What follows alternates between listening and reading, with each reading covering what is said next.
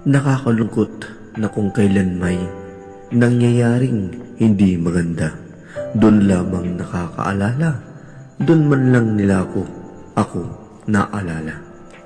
Doon lang sila tumatawag sa akin. Napakasakit sa damdamin at mas marami pa ang mga taong mga nagmamataas.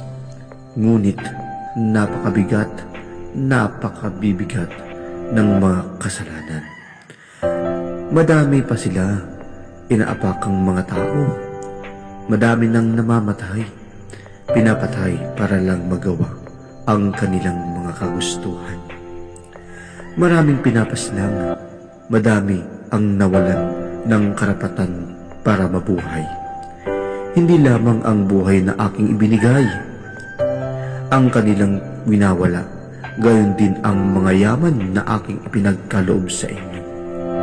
Ang lahat ng aking mga anak ay pantay-pantay, ngunit bakit mas marami pa rin ang ganib at ang mas nakakalumbay kung sino pa ang mga humihiling at biniyayaan kung sila pa ang nag-aalipusta sa mga kapwa nila tao. Makamit lamang nila ang kanilang nilalais.